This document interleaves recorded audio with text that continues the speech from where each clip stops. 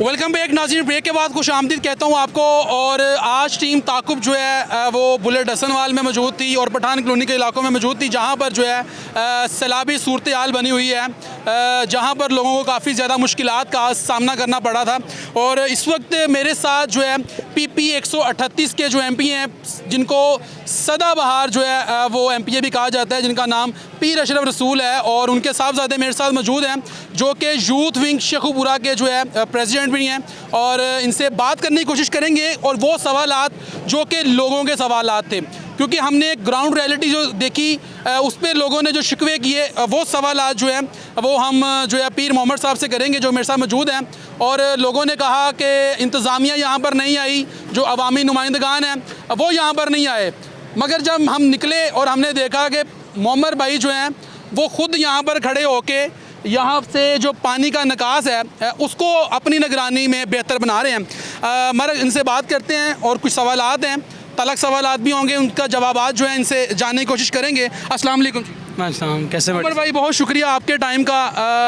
आप इस वक्त इक़्तिदार में हैं और आपके वालिद मोहतरम जो कि बड़े अच्छे इंसान है और बड़ी अच्छी शख्सियत के हामिल हैं। ये लोग बता रहे हैं कि ज़िला इंतज़ामिया जो है शेखुपुरा की, ज़िला फ़िरोज़वाला की बिल्कुल गायब है। हमने भी देखा कोई कैंप हमें नज़र नहीं आया। फ्लड रिलीफ कैंप जो है गवर्नमेंट की जानिब से नस्ब किए हों, वहाँ पर लोग जो है भूख से मर रहे हैं, पानी नहीं है उनके पास, और वहाँ पर लोग कह रहे हैं कि जी यहाँ पर कोई भी नहीं आया।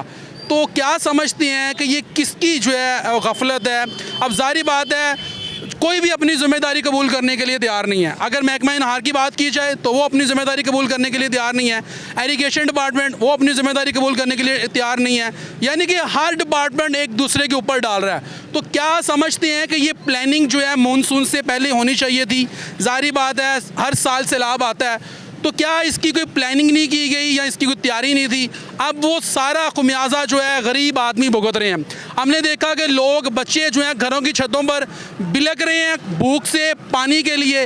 तो क्या समझते इस बारे में? सबसे पहले तो आपका बहुत शुक्रिया भट्टी साहब, और मैं तमाम जितने भी मीडिया वाले रिपोर्टिंग कर रहे हैं और ज़ाहिर बात है पानी में उतर रहे हैं, और उनको भी पता है कि इस पानी से कई बीमारियां भी लगनी हैं। उनके तो घर नहीं है यहाँ पे, इसलिए मैं जो जर्नलिस्ट बाहर से भी आ रहे हैं यहाँ पे रिपोर्टिंग कर रहे हैं, सबसे पहले तो उनको मैं शुक्रिया अदा करता हूँ। उसके अलावा परसों मैंने एक वीडियो निकाली, उससे मैंने कहा कि पहले तो लोग ये तनकीद कर रहे थे कि पीर साहब आप पानी में क्यों उतर रहे हैं। मैंने कहा मैं पानी में इसलिए उतरा, सोशल मीडिया का दौर है कि बाकी सारे भी उतरे हैं। और मैंने अपने ओपोनेंट्स को भी चैलेंज किया कि मेरे सियासी हरीफों को भी मैंने चैलेंज किया कि आप भी हमारे साथ पानी में उतरें। आप उतरेंगे, आप ठीक करा लें काम, हम पीछे हो जाते हैं, आप आगे हो जाएँ। और मैं उनका भी शुक्रिया अदा करता हूँ कि फिर कल मैं एक कैंप के अंदर भी गया जो यहाँ पे लगा हुआ था, उन्होंने भी खाना डिस्ट्रीब्यूट किया और अपनी तौर पे कश्तियाँ भी उन्होंने भी चलाई, लोगों को रेस्क्यू भी किया। उनका भी मैं शुक्रगुज़ार हूँ कि चलें वो भी उतरे हैं हमारे साथ। और ये इस वक्त जो है सियासत का तो वक्त ही नहीं है ये, और मैंने हर पॉडकास्ट पे, हर इंटरव्यू में कहा मेरा हल्का मेरे लोग, लेकिन मैं अब ये कह रहा हूँ कि हमारा हल्का। सियासत जब करने की बारी आएगी तब सियासत करेंगे। क्राइसिस सब के ऊपर है, the crisis is on everybody. और बाकी लोगों की जो इमोशंस हैं, जो गमो गुस्सा है, वो बिल्कुल ठीक है और 100% है। और इंतज़ामिया खुताइयाँ हैं, मौजूद हैं, हम भी निशानदेही करते हैं। और आपके साथ भी मैंने कई इंटरव्यूज़ किए हैं, मतलब कोई ढकी छुपी बात नहीं है। और मैं अभी भी एक लिमिट में रह के बात करना चाहता हूँ, क्योंकि मेन स्ट्रीम मीडिया है और मैं नहीं चाहता कि किसी भी का भी दिल आज़ारी हो इसमें।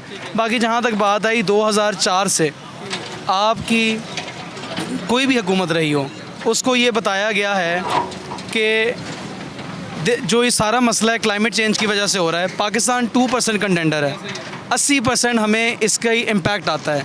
तो ये तो 2004 से तमाम हुकूमतों को बता रहा है, कोई तमाम जर्नलिस्ट को भी बता रहा है, इसके ऊपर कोई रिपोर्टिंग नहीं होती। हम सब अपने अपने कामों में लग जाते हैं। जब ये बारी आती है तब सारे एक्टिव हो जाते हैं, सारे लग भी जाते हैं। ये प्लानिंग पहले करनी चाहिए। देखें, ये प्लानिंग तो 2004 से कर लेनी चाहिए थी।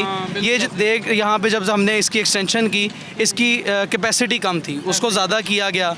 उसके बाद अब कई लोग कहते हैं 30 फुट बंद बनना चाहिए यहाँ पे। 30 फुट बनेगा तो फिर 30 फुट के हिसाब से अगर वो टूट गया खुदा ना खास्ता, तो वो पानी भी 30 फुट के हिसाब से ही आएगा।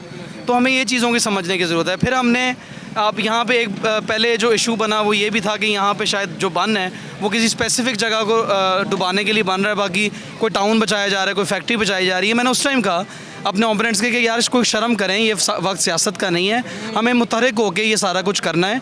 और मैं फिर कहा कि मैंने जब उनको चैलेंज दिया तो अब मैदान में वो भी उतरे हुए हैं और वो भी अपनी कोशिशें कर रहे हैं कि लोगों की हद तक कोई पानी है, कोई खाना है, हर बंदा अपनी कोशिश कर सकता है और हम भी कोशिश कर सकते हैं, पूरा नहीं कर सकते। आपने बात की खाने की, पानी की, तो हमने ये भी देखा कि लोगों के पास खाने के लिए कुछ नहीं है, लोगों के पास पीने के लिए कुछ नहीं है, बच्चे बूंद बूंद को तरस गए हैं। हमने यहाँ पर एक कैंप देखे जहाँ पर लोग जो हैं अपनी मदद आपके तहत खुले आसमान तले बैठे हुए हैं और वो अपने पास से 1,000 रुपये टेंट वाले को पे कर रहे हैं। ज़िला इंतज़ामिया का एक बंदा वहाँ पर मौजूद है। अच्छा, अब इसमें ये है कि यहाँ पे अलखिदमत वाले भी आए हुए हैं, रेड क्रिसेंट्स वाले भी आए हुए हैं, रेड क्रॉस वाले भी आए हुए हैं। वो तो उनको तो फंडिंग आती है ना, एनजीओ। लेकिन मैं कह रहा हूँ वो एनजीओज़ आई हुई हैं, अगर वो एनजीओज़ भी मौजूद हैं, क्या लोगों को वो खाना पहुँचा रही हैं कि नहीं पहुँचा रही हैं, या सिर्फ अपनी डिस्प्ले कर रही हैं? पहले ये हम सबको स्क्रूटनी सबकी बनती है। और मैंने कहा कि मैंने बाकी और भी लोगों को जो मैदान में उतरे, हमने ये पूछा, मोमर भाई पूछा, उन्होंने बताया बिल्कुल हमारे पास जो है अलखिदमत फाउंडेशन के और इसके अलावा जो मुख्तलिफ निजी जो एनजीओज़ बनी हैं उनके लोग आए, उन्होंने हमें पानी दिया, खाना दिया और वो दे के चले जाते हैं। मगर गवर्नमेंट की जानिब से जो कि ज़िला इंतज़ामिया के लोग जो हैं वो हमारे तक नहीं पहुँचे। तो क्या समझते हैं कि इस वक्त ये वक्त है लोगों को साथ खड़ा होने का? देखें बात ये कि हम अवामी नुमाइंदे तो कोशिश कर सकते हैं, लड़ सकते हैं, लड़ाई कर सकते हैं।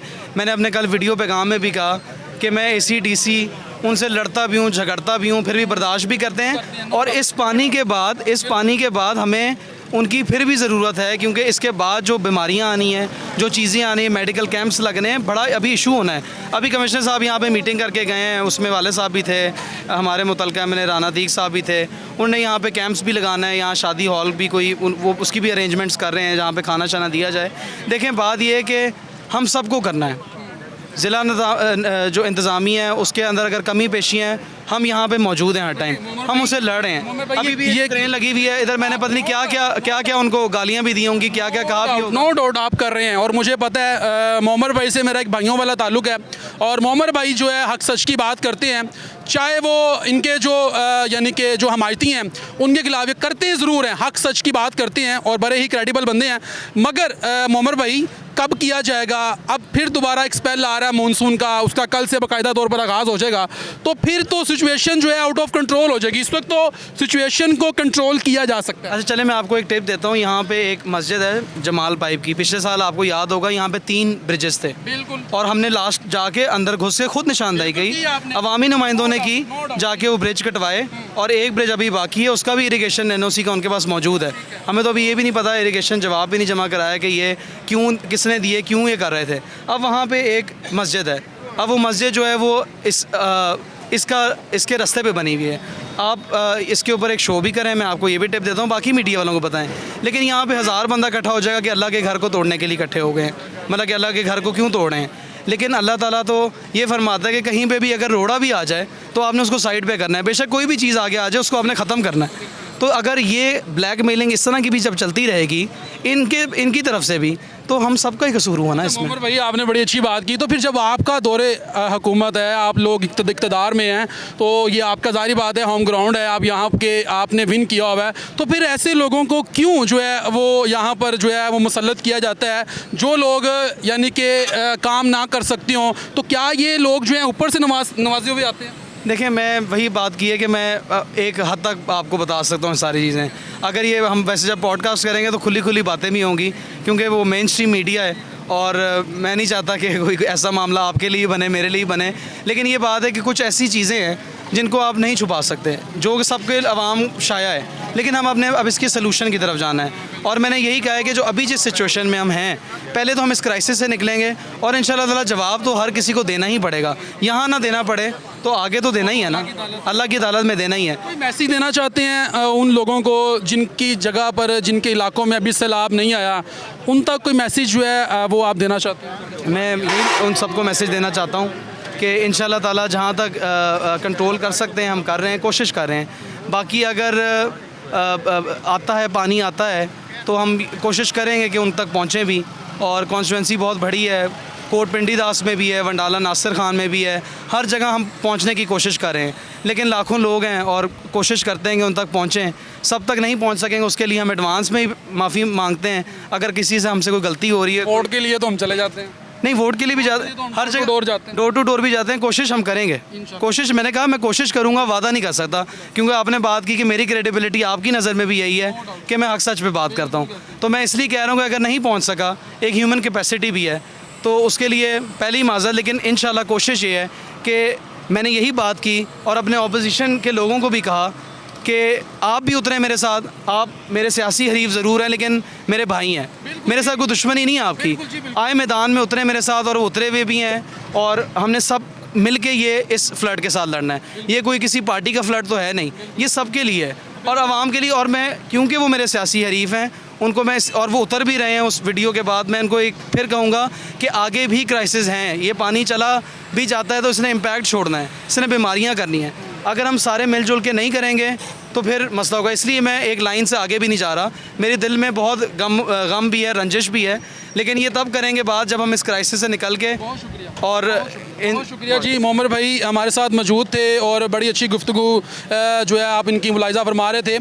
बिल्कुल इनकी बात सच है कि ये वक्त जो है वो एक दूसरे को नीचा गिराने का नहीं है, बल्कि सब की कोशिश यही होनी चाहिए कि हम सब ने मिल के जो है इस वक्त का, इस बुरे वक्त का जो है, इस कुदरती आफत का जो है मुकाबला करना है। अगर वो तमाम लोग जिनके इलाकों में अभी तक सैलाब नहीं आया, आप लोगों की भी जिम्मेदारी बनती है कि आप लोग जो आपके बहन भाई, क्योंकि मुसलमान भाई है और आपके जितने भी मुसलमान भाई हैं वो इस वक्त मुसीबत में हैं, तो आपका फ़र्ज़ बनता है घरों में खाने बनवाएं और उन तक पहुंचाएं। उनको ज़रूरत है, इस वक्त आपकी ज़रूरत है, आपके हौसले की ज़रूरत है, आपके साथ की ज़रूरत है, क्योंकि हम पाकिस्तानी हैं और हमारी ये पाकिस्तानी हमारे होने के नाते हम हर वक्त जो है, जब भी हमारे किसी मुसलमान के ऊपर जो है कोई ऐसा वक्त मुश्किल आन पड़ता है, तो हम जो है एक सीसा पिलाई हुई दीवार की तरह जो है खड़े हो जाते हैं। तो इसीलिए ये फ़र्द वाहिद की ज़िम्मेदारी नहीं है, हम सब की ज़िम्मेदारी है। हम सब ने जो है कि ज़िम्मेदारी अदा करनी है और उन तमाम लोगों तक जो है राशन पहुँचाना है, खाने के लिए